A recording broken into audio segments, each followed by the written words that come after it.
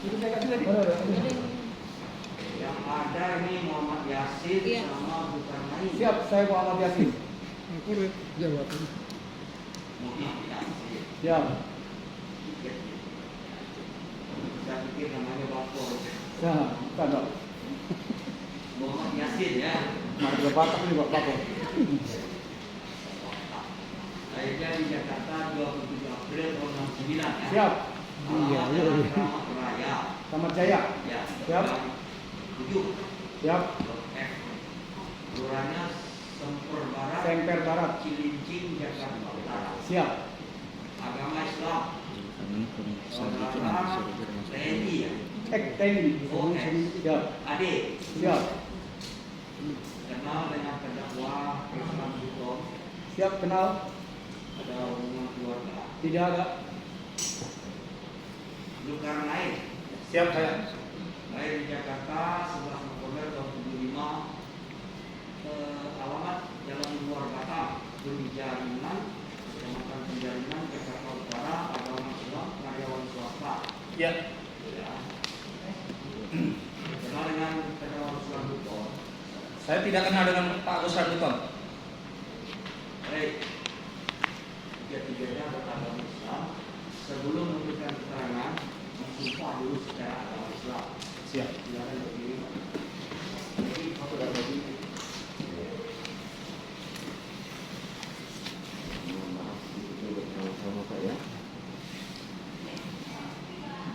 Bismillahirrahmanirrahim. Bismillahirrahmanirrahim. Demi Allah, Demi Allah, saya bersumpah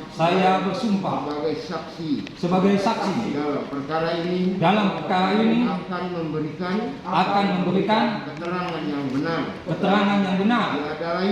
tiada lain daripada yang sebenarnya.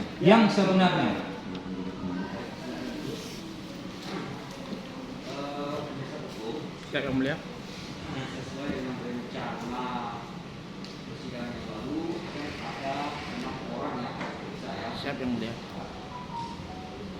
Mengingat waktu cukup 3 aja hari ini. Minggu depan 3 lagi. Bisa dimengerti ya? Baik. Penasihat hukum apakah mau diajukan periksa sekaligus 3-3 tapi kan ditanya satu-satu atau Seperti yang mulia katakan, sekali 3 saja, tapi satu-satu ditanya yang mulia supaya mengingat waktu cepat yang mulia. penuntut umum bisa disepakati gitu? Siap, mulia. Karena saksi ini tidak diperoleh dari penasihat hukum terdakwa. Kesempatan pertama kami berikan kepada penasihat hukum untuk bertanya kepada saksi Pak Sugeng. Ya. Atas izin yang mulia, kami akan bertanya kepada Pak Sugeng. Apakah sewaktu Bapak pertama kali mengetahui adanya viral surat terbuka dari Ruslan Buton itu melalui HP atau melalui media sosial? Mohon jawabannya. Izin membuka masker biar jelas suara saya. Silakan. Pertama, saya melihat dari berita-berita di TV, juga kemudian di HP. Saya tidak bertanya mengenai isinya, tapi bertanya lagi, apakah pada waktu itu atau sampai hari ini yang saksi ketahui ada terjadi keonaran atau kerusuhan ataupun kebohongan yang terjadi dari yang dikatakan oleh saudara terdakwa? Saya melihat, mendengar, dan merasakan tidak ada keonaran yang terjadi, kecuali persepsi dari si pelapor sendiri. Selanjutnya, saksi pernah menjadi saksi juga di pra-peradilan. Ya, saya mengingatkan saja di ruang utama itu. Pada waktu pra-peradilan, saksi tahu bahwa dihadirkan seorang saksi ahli. Ya, saya rasa mengikuti. Yang menyatakan bahwa dengan ada keterangan ahli tersebut maka terdakwa menjadi tersangka. Apakah saksi juga mengetahui pada saat pra-peradilan tersebut waktu itu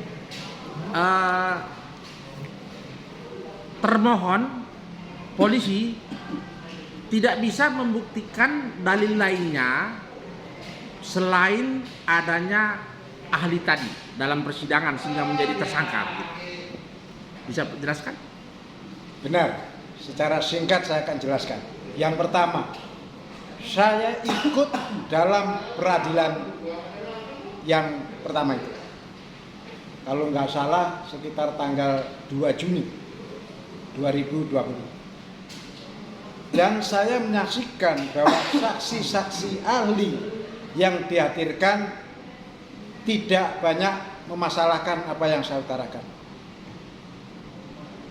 Pada saat itu saya menyampaikan hal-hal yang krusial yang menjadi pokok-pokok masalah.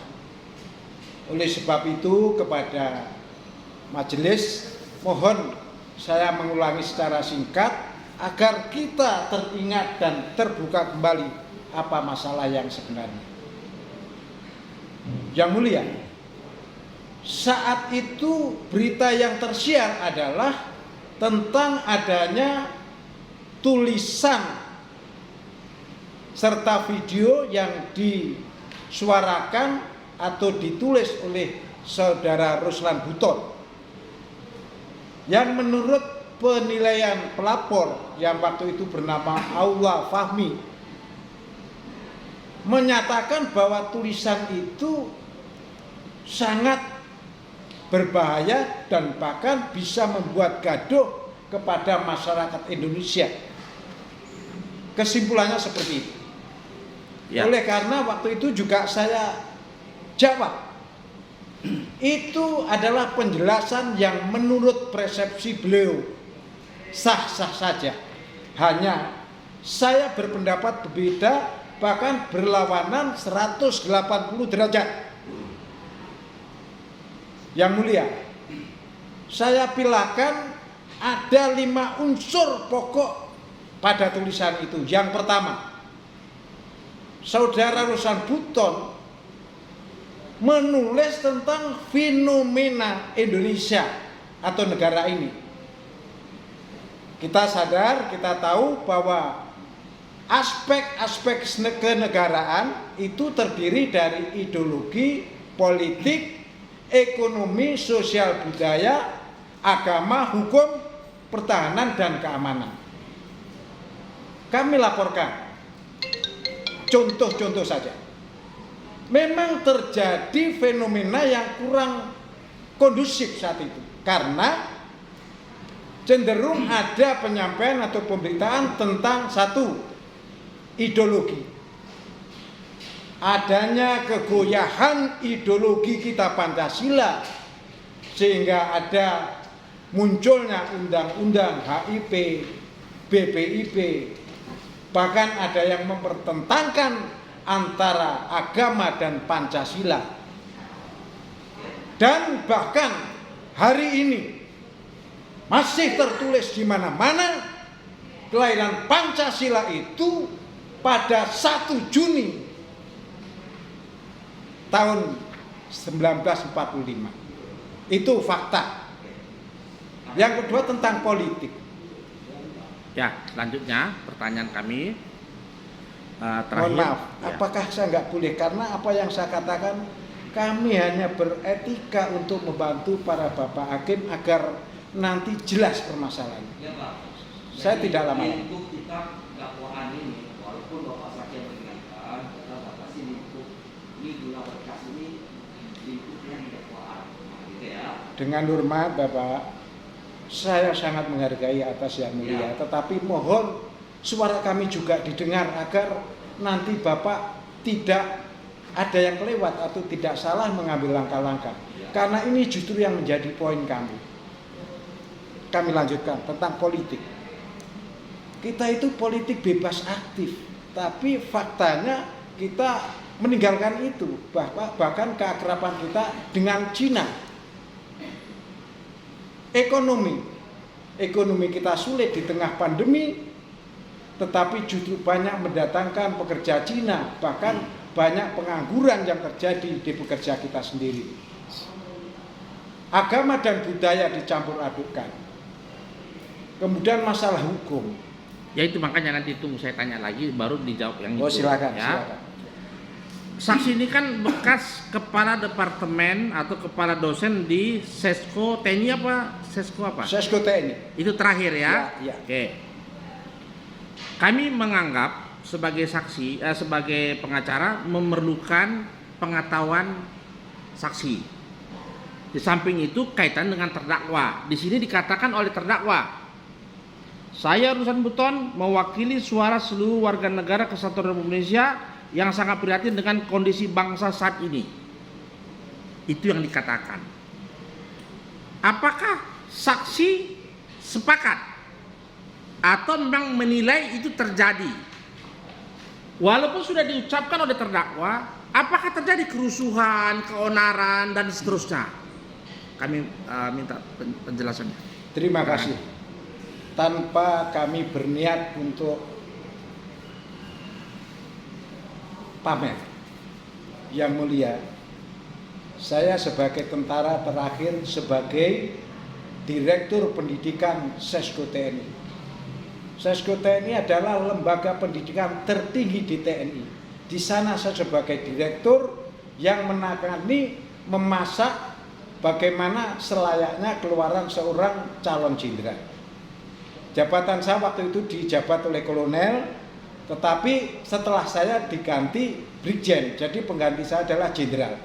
Maka pangkat kolonel terakhir adalah saya. Itu karena saya menulis bahwa pekerjaan dengan pangkat kok nggak sesuai, dan alhamdulillah disetujui oleh atasan, namun saya persis mendekati pensiun. Nah, kemudian di sana kita memang terbiasa atau dihadapkan terhadap produk-produk yang bersifat mulai strategis, taktis, operasional sampai teknis. Nah, tadi pertanyaan dari pengacara menyangkut masalah kalimat yang disusun atau ditulis oleh saudara Ruslan Buton, saya menilai secara objektif. Karena itu sudah bidang saya untuk menulis tulisan siswa yang notabene agar tulisan itu benar, efektif, efisien, tersusun dan rapi. Nah, kata-kata yang tadi diucapkan oleh pengacara menirukan atau menyalin tulisan saudara Ruslan Buton itu wajar-wajar saja. Karena menurut saya di benak saudara Ruslan Buton ini mempunyai jiwa kenegaraan, cinta NKRI, cinta Ibu Pertiwi yang sangat tebal. Dan ini biasanya diikuti mulut dan otak yang juga bersemangat. Jadi kata-kata itu dikaitkan dengan fenomena tadi yang saya sebut masih relevan. Masih relevan. Dan ini barangkali saya sambung. Apakah kata-kata itu salah? Menurut saya tidak salah. Karena Ibu berbicara fakta atau fenomena seperti tadi yang saya sebutkan meskipun belum lengkap. Karena dibatasi oleh pengacara. Oke, terakhir sebelum kami pindah, di dalam surat ini disebutkan juga oleh terdakwa mengenai kebijakan-kebijakan saudara selalu melukai dan merugikan kepentingan rakyat, bangsa, dan negara. Apakah saksi memang melihat keadaan itu? Kenapa? Karena ada ahli mengatakan sesuatu itu mesti ada ukurannya terhadap penjelasan dari suatu kalimat. Nah, ini kalimat dikatakan oleh terdakwa. Nah, di masyarakat bagaimana yang saksi lihat hubungannya dengan surat dari terdakwa? Penjelasannya. Terima kasih. Jadi kata-kata itu masih dalam batas terukur dan layak. Dan itu berfakta. Yang mulia, saya laporkan. Memang situasi pada saat menjelang Pilpres lama dan sesudah Pilpres, ini bangsa kita punya keistimewaan. kesadaran berwarga negara tentang hak dan kewajiban menjadi menonjol. Jadi apa yang ditulis saudara Ruslan Buton itu fakta. Saya berikan contoh. Waktu musim pandemi masih menggerogoti kita, rakyat cemas, ketakutan, kesulitan. Saat itu juga harga bahan bakar beberapa negara tetangga kita termasuk Singapura, Malaysia diturunkan harga.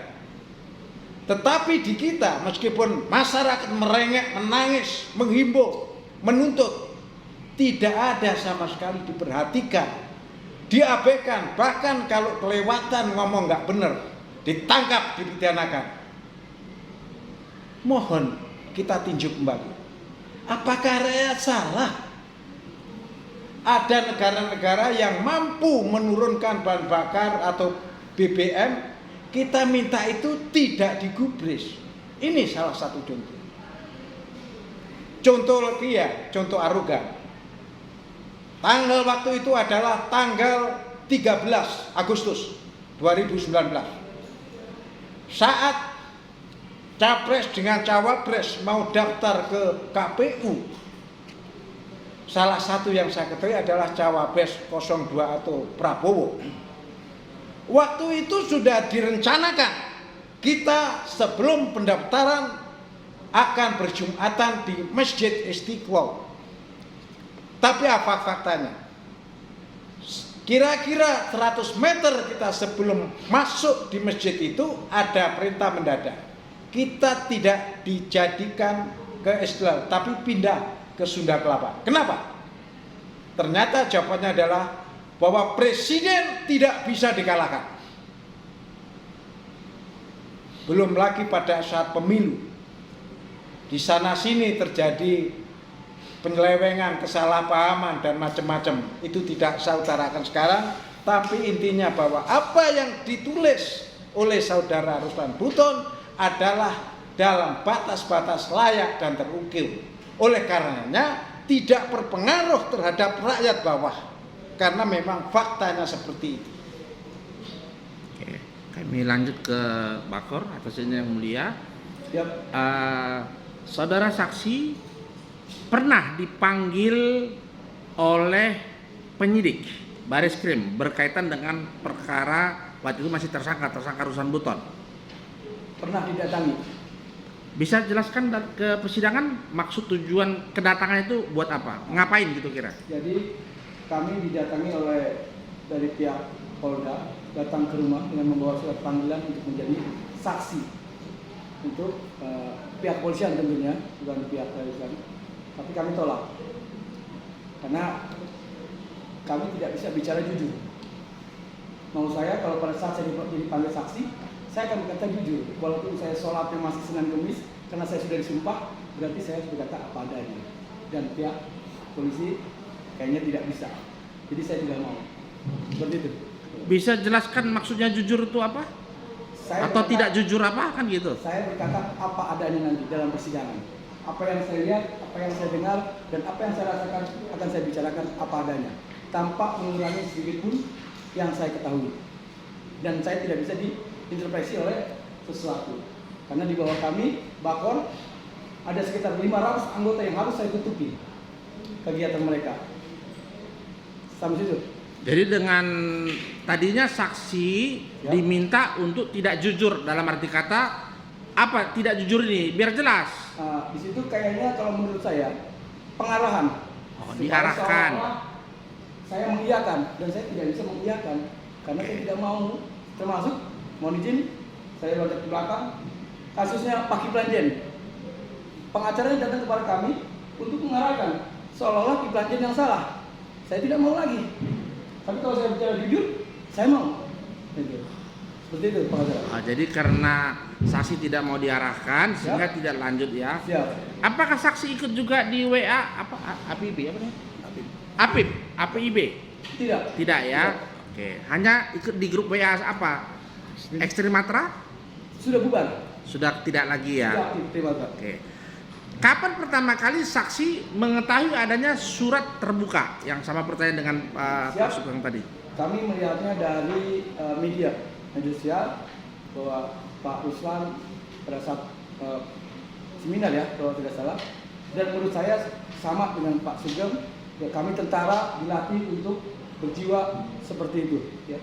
Tanpa perintah pun kami sudah memang dilatih untuk cinta tanah air dan peduli kepada masyarakat sesuai dengan Sabta Marga dan Sumpah Prajurit. Kami sudah terdidik. Makanya pas dengar ada komando cadangan itu saya agak tertawa. Kenapa tentara yang masih yang seperti ini kok ditinggalkan tapi kocang dibuat? Padahal kan jiwa-jiwa tentara Pak Ruslan, saya Pak Sugeng, ini adalah orang-orang yang terlatih, orang-orang yang sudah terbiasa menahan rasa sakit, bahkan menghilangkan rasa sakit sudah terbiasa.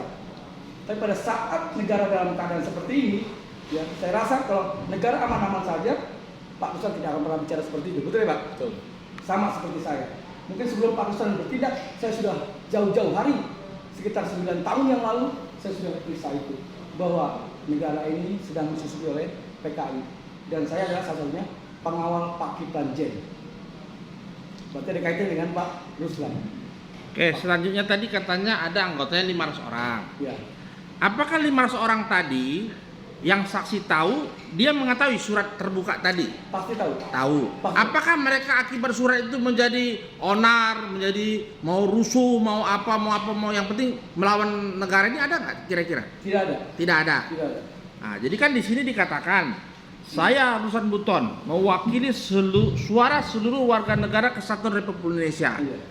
Apakah saksi bersama 500 orang tadi itu termasuk warga negara Kesatuan Republik Indonesia? Termasuk Ya? termasuk karena kita juga punya sikap Pak pengacara. Kami tim bakar punya sikap yang intinya bila negara benar kami akan turun balik, tapi bila negara salah kami akan ada di jalan, dan kami tidak pernah mencari panggung untuk kepribadian.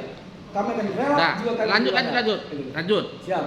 Saksi kan tinggalnya di komplek atau di mana? Siap, saya tinggal di komplek Angkatan Darat. Banyak orang tinggal di situ? Apa sendiri 6 saja? rusun. 6 rusun. Satu rusun 6 tingkat. Apakah di warung atau di kumpulan mak-mak setelah mendengar suara terdakwa ini sehingga mereka ingin jadi rusuh, jadi ribut, jadi apa gitu? Tidak ada ya? Tidak ada. Tidak pernah lihat ya? Tidak pernah lihat. Ada berapa kira-kira orang satu komplek rusun itu? Satu rusun itu 6 tingkat, satu lantai sekitar ada 30 orang. 30 kali 6 180 Ya, siap. kali berapa rusun? 6. 6, jadi sekitar 1000 kurang lah ya. Siap. Jadi nggak ada yang rusuh ya? Tidak ada. Sama sekali tidak ada yang rusuh. Tidak ada ya? Tidak ada. Oke. Kami lanjut kepada saksi yang belakang.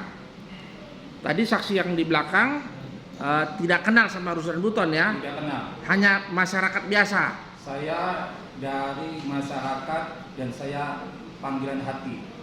Artinya, yang mulia, saya adalah rakyat yang memang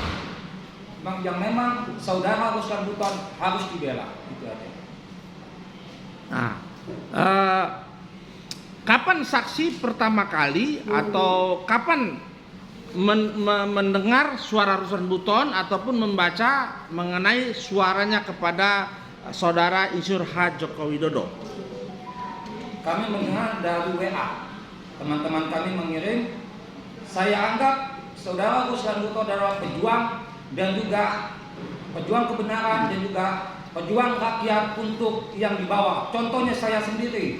Saya mengalami susahnya mencari uang di era pandemi ini, COVID-19. Kenapa saya bilang? Begitu banyaknya Cina masuk di Bandara Soekarno-Hatta, begitu banyaknya saya adalah supir taksi, banyak orang yang bercerita kepada saya bagaimana dengan rakyat Indonesia yang sekarang ini, saat ini, sekarang sudah tidak bisa, sampai saat ini sudah mengeluh di bandara untuk mencari uang. Makanya saya sebagai rakyat yang paling terbawah, saya mewakili seluruh rakyat Indonesia. Bukannya Pak Sugeng, bukannya Pak ini, saya kalau memang Pak Sugeng sama ini dia adalah seorang TNI, saya lebih dari TNI. Baik Pak, diturunin volumenya. Ya. Kira ada apa-apa. Iya, siap. Mohon maaf yang mulia. Jadi begitu banyaknya Cina masuk di bandara dan saya tahu. Kenapa saya tahu? Karena setiap malam Cina masuk jam 2 malam. Begitu susahnya kami cari uangnya. Apalagi sekarang sudah tidak bisa. Makanya kami ya sebagai mewakili seluruh rakyat yang ada di Indonesia ini, di Nusantara ini, ya kami memohon ya bahwasanya tolong keadilan dan kebenaran ini harus ditegakkan. Tidak salah lagi kalau Pak Saudara Ruslan Buton, saya menyimak dari sisi-sisi lain pembicaranya. Jika ada harimau-harimau, singa-singa, dan serigala-serigala lapar yang akan memburu pengkhianat-pengkhianat bangsa, itu para koruptor begitu banyaknya. Kenapa Saudara Ruslan cuma hanya berbicara seperti itu? Maaf, yang mulia. Ya. Ya. Ya, mohon maaf yang mulia. Ini saya bukan ini saya terbawa kenapa? Karena panggilan yang mulia. Ini hati nurani rakyat yang mulia. Sekali lagi, ini hati nurani rakyat. Kalau saya mau menangis yang mulia. Dan kalau saya menangis. Kenapa? Karena dia memperjuangkan NKRI. Dah, cukup ya. Ya, karena kuping kami masih sehat semua. Iya, Pelan-pelan aja cukup. Yang penting message-nya sampai. Oke, siap. Jadi saksi meminta ini untuk dibebaskan. Harus. Ya, pelan aja. Cukup ya. Nah, sementara cukup yang mulia, kami serang kepada yang mulia. Penuntut umum, beri giliran bertanya. Silakan. Makasih yang mulia. Saudara saksi Sugeng Waras ya. Saudara tergabung dalam grup WA Trimatra. WA apa Pak? WA grup WA Trimatra. Oh iya, banyak grup saya, kurang lebih 200 grup. Apakah saudara tergabung dengan saudara Ruslan Buton juga? Betul, Grup. betul. Jadi tadi saudara menerangkan, saudara melihat pertama di TV, Ya, itu di HP. ya. Di HP itu di grup WA ataukah di YouTube? Di YouTube, Di YouTube. ya. Saudara simak. Tapi di WA juga ada. Di WA juga. Ya, Saudara simak itu. Betul. Semua perkataan. betul. Tadi saudara terangkan bahwa semua perkataan dari Ruslan Buton ini terukur ya. Ya, Maksudnya lihat itu sesuai dengan keadaan begitu. betul.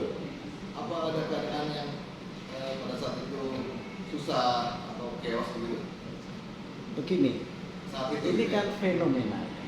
Fenomena itu berarti keadaan umum yang terlihat, terdengar atau terasa saat itu. Saat itu. Betul. Kita bicara negara itu ada, saya katakan 8 aspek. Ya. Ideologi politik, sosial budaya, agama hukum, dan pertahanan keamanan. Tadi sebatas sampai bidang politik sudah saya jelaskan bahwa politik kita itu bebas aktif, tetapi cenderung pemerintah lebih akrab dan lebih memprioritaskan kepada Cina dengan segala konsekuensinya. Itu saudara rasakan juga. Ya, betul. Saudara rasakan. Ya. Nah, kemudian dari bidang lain. Apa ini? Maksud kami ingin perjelasan. Tadi saudara katakan bahwa pemerintah ini lebih dekat kepada Cina dan sebagainya. Ada masalah apa? Dekat dengan Cina, dekat dengan Belanda, dekat dengan siapa? Memang bermasalah kira-kira? Ya, jelas. Jadi kita tahu negara kita itu bebas aktif ke siapa saja kecuali beberapa negara yang memang tidak kita ada diplomasi. Jadi jelas. Misalnya bangsa Arab ke sini, kemudian bangsa Belanda ke sini. Nah, mereka kita akan merasakan untuk saat ini ya. Bukan dulu, kalau dulu jelas Belanda menjajah. Tapi yang kita namakan Cina itu kita sudah tahu. Melihat bahwa ini Cina sudah kelewat sebagai apa ya, hak-hak warga asing kita bandingkan dengan warga asing lainnya. Contoh, saat Tahir diangkat menjadi penasihat TNI. Nah, ini kan jabatan strategis. Masa TNI Tentara Nasional Indonesia penasihatnya Cina? Satu. Yang kedua, kalau Bapak mendengar seperti saya bagaimana kiprah Cina baik di Pantai Kapuk, di Jakarta Utara itu, atau di Morowali dan tempat-tempat lainnya. Bapak mohon maaf, wawasan saya, pandangan saya ceritakan sesuai jabatan saya. Kalau saya tidak menyatakan ini, berdosa saya. Jadi sebenarnya secara penjajahan fisik memang tidak nampak, tapi secara penjajahan kekuasaan kita itu sudah dikuasai, Pak. Terbukti dengan banyaknya tanah-tanah atau perusahaan-perusahaan yang dikelola oleh mereka. Nanti begini ya saksi, itu fenomena-fenomena itu peristiwa real yang saudara lihat juga. Iya betul. Saudara lihat nggak? Maksudnya tadi saudara rasakan, wah ada tenaga kerja Cina, kemudian ucapan dari sambutan ini terukur layak, gitu kan? Iya. Karena fenomena-fenomena tadi, ada nggak peristiwa-peristiwa real yang saudara saksi lihat? Oke, saya sampaikan, Pak. Pengertian kita melihat, merasakan itu tidak murni dari kekuatan mata kita. Ada mata kita, ada otak kita, ada telinga kita. Makanya saya katakan bahwa apa yang saya lihat, saya dengar, dan saya rasakan itu menjadi bahan. Banyak metode, banyak media-media yang bisa kita ikuti. Contohnya seperti yang saya katakan tadi. Ada kok video yang kita melihat, ini video buatan atau rekayasa, kita bisa melihat adanya Cina yang secara diam-diam bawa perahu, kemudian dia mendarat di tempat sekitar Morowali, dan bukti fakta jelas. Ini ceritanya saudara, bukan cerita ya, tapi menyimak tulisan atau riwayat saudara tersebut tahun 2017. Mohon maaf, ini mohon maaf biar dia jelas. Kita coba sandingkan. Tadi saudara kan katakan bahwa ini tulisan postingan ini terukur, Ya, layak. betul. Saudara katakan layak, ini ada peristiwa. Nah, Ya. ini kita mau coba sandingkan. Ya Gimana? betul. Ini justru saya Dan saya ingin tahu, saudara saksi, gitu ya, apakah memang itu peristiwanya real atau hanya asumsi saksi aja? Gitu? Oke, fakta. Ya, saya jelaskan. Tahun 2017, saudara Rosan Butan itu masih aktif jadi tentara. Kemudian Satgas dari SSK 3, Batalion 732 ya. Nah, saudara satu kesatuan. Enggak satu kesatuan. Kamu tahu dari? Bagaimana? Tahu dari mana? Ya dari melihat data yang ada. Yang ada. Wajar kan? Nah itu pada waktu itu menangkap 5 TKA. Istilahnya orang asing Cina, belum katakan TKA. Orang itu ditangkap karena dia memang bertugasnya di sana untuk itu, karena tidak membawa bukti-bukti yang sah, kecuali itu namanya apa itu? Hanya wisata ya. Itu. Nah, begitu ditangkap, di samping itu juga ada kisah-kisah lain. Misalnya Pak. Ada seorang yang waktu itu dikabarkan sebagai petani, ditangkap polisi karena membuat kegaduhan, membuat perkara.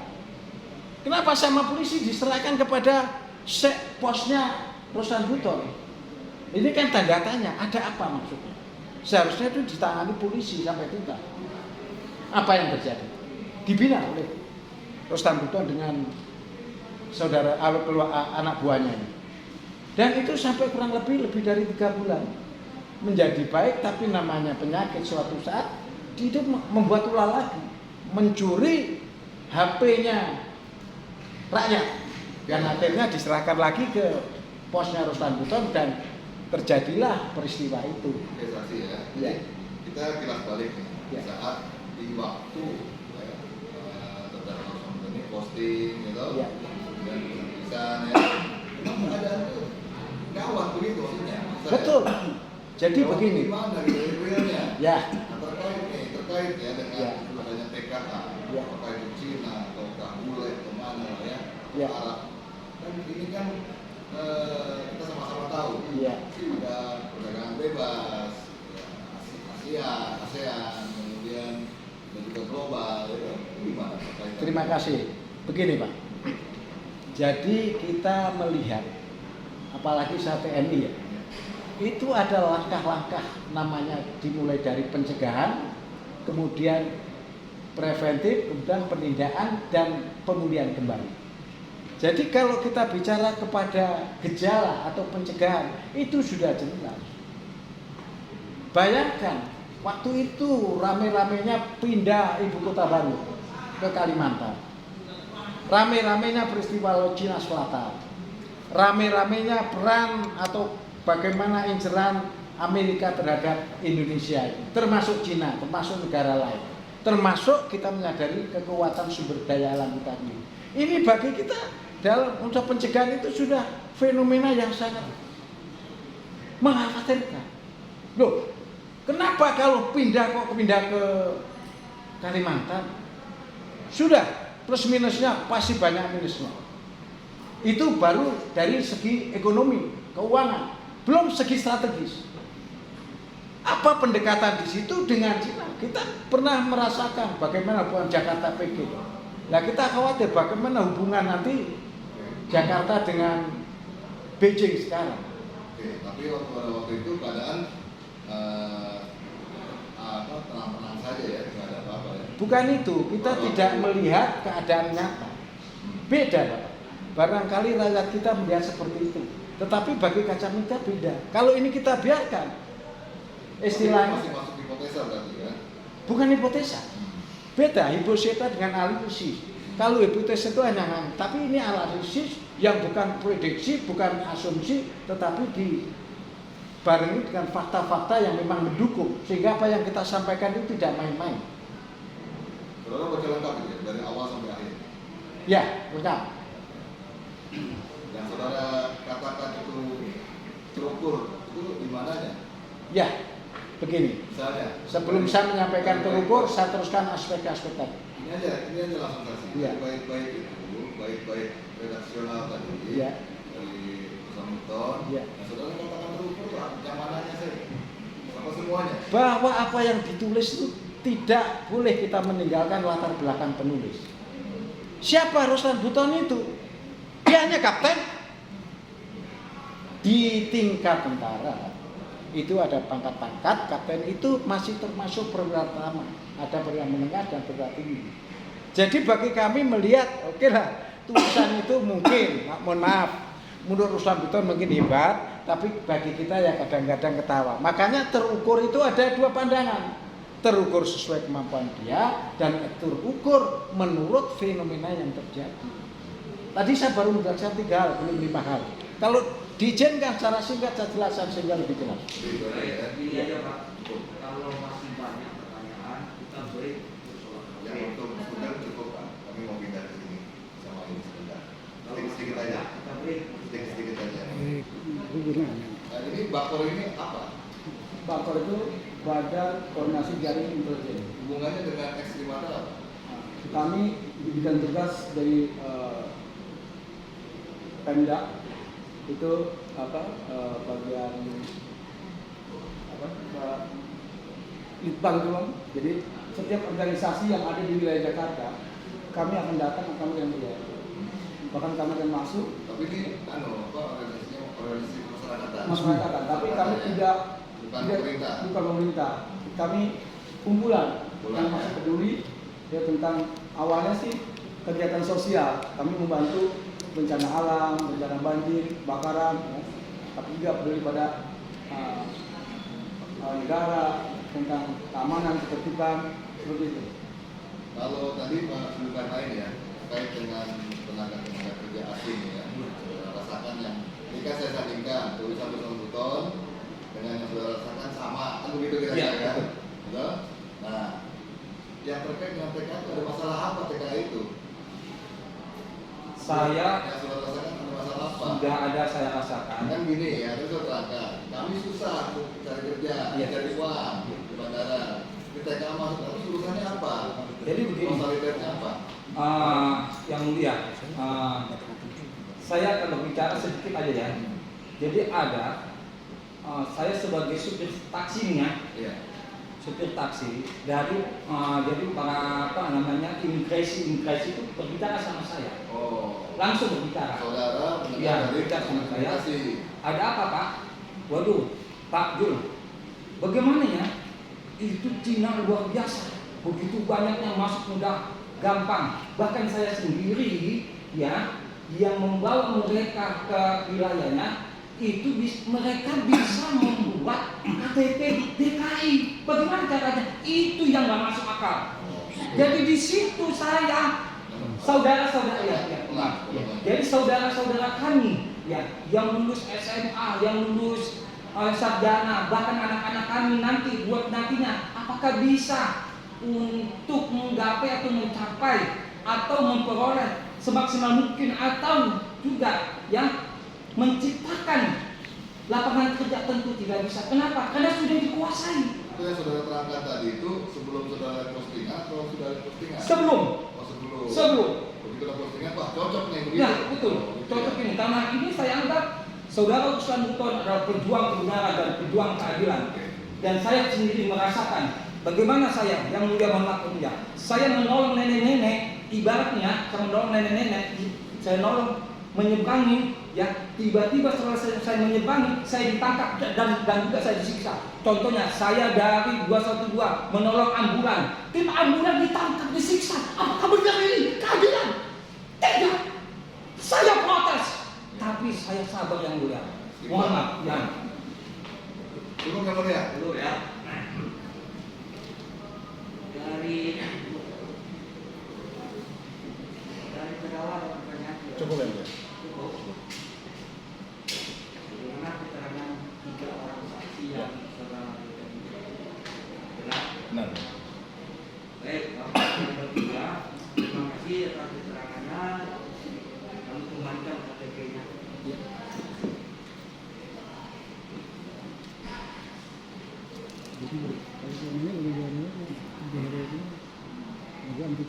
Bapak, terima kasih. Silakan. Bisa kembali. Izin yang mulia, apakah kami tidak diberi kesempatan untuk memberikan syarat? Bahasa hukumnya tuntutan, Ya, saudara kan sebagai saksi, saksi pembela. saksi yang diajukan oleh gitu ya.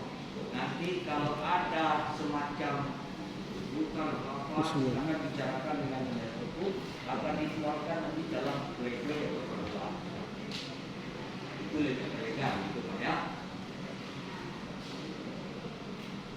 Oke, sudah Pak. Ya. Terima kasih Pak Sugeng. Jatuh KTP-nya.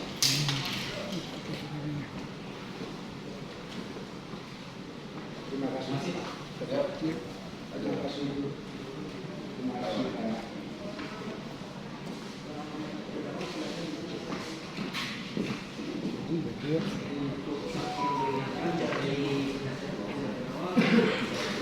Iya, yang mulia. Jadi izin minggu depan sekalian aja dengan Dewan Pers yang mulia.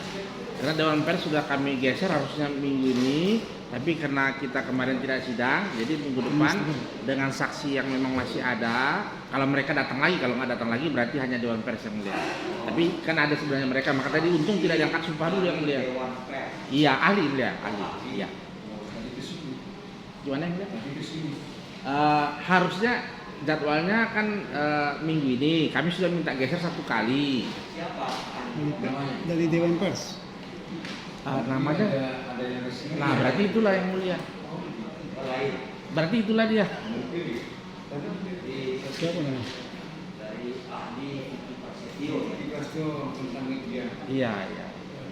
Berapa baik? Siap. 1 orang. 1 orang saja yang mulia, iya.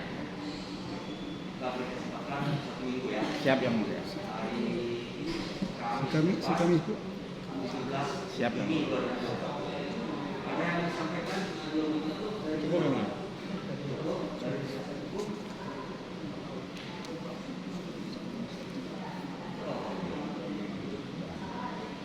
Ya, jadi yang pengertian juga dari hukum dan terdakwa sebagaimana komitmen kita sebelum jangan terlalu kita apa namanya kita jaga suasana kayak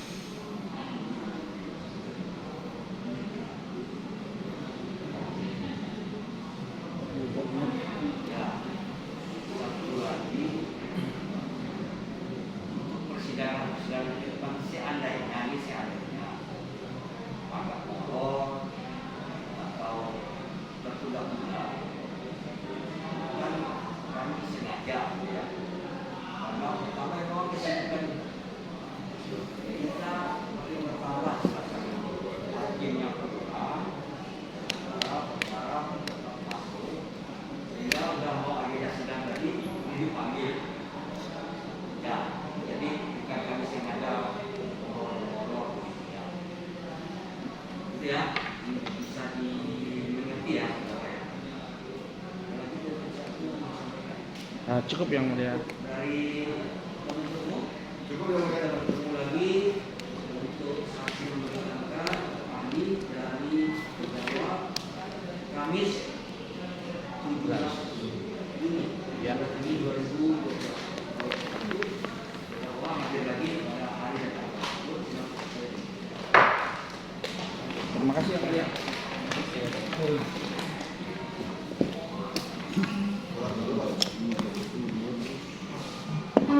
Kelihatan capek yang mulia.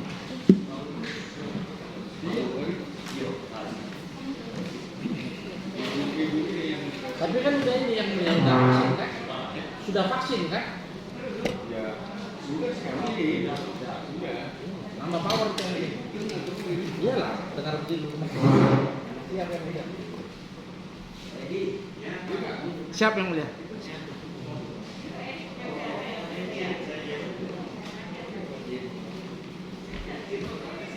Vaksin tidak menjamin aman.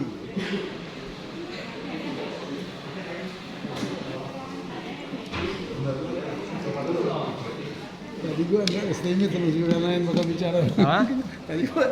Tadi awalnya ada estimate. Apa? Si Julian akan bicara begitu meriahnya, ternyata dia lebih heroik. Heroik ya. Menggebu-gebu heroik. Heroik gimana? Selamat dah.